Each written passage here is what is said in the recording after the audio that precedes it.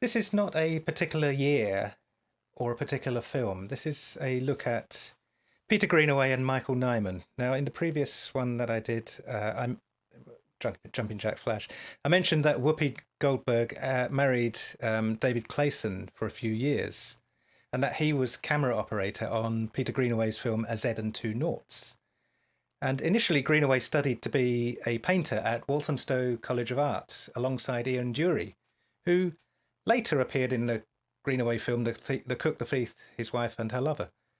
He, Greenaway, developed an interest in European cinema, Ingmar Bergman, etc., and in 1965 joined the Central Office of Information, the COI, as a film editor stroke director.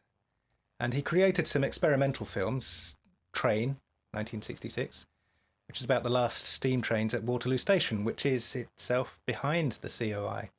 And it had a musique concrète soundtrack, which is musique concrète is a very interesting technique. The 1980s saw Greenaway's best-known films: Making a Splash, 1984, which is a short film, The Draftsman's Contract, 1982, A Z and Two Noughts, 1985, Drowning by Numbers, 1988, and The Cook, the Thief, His Wife and Her Lover, 1989. A lot of others as well. Greenaway's main musical collaborator is composer Michael Nyman. Michael Nyman studied at King's College London and Royal Academy of Music. Neyman drew on early sources in his scores for Greenaway's films. Henry Purcell in The Draftsman's Contract and The Cook, the Thief, His Wife and Her Lover. Heinrich Biber in Z and Two Noughts, and Mozart in Drowning by Numbers.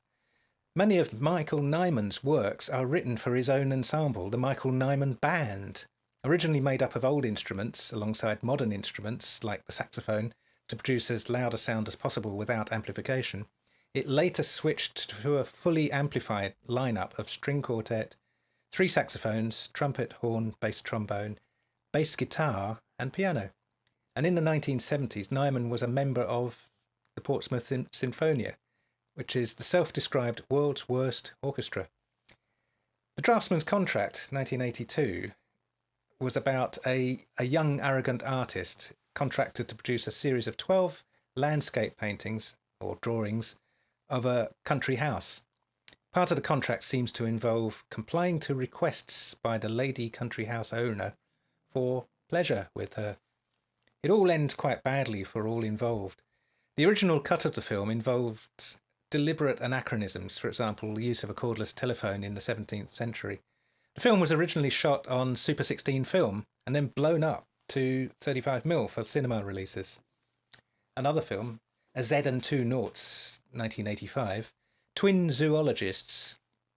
Their wives are killed in a car accident involving a large swan through the car windscreen.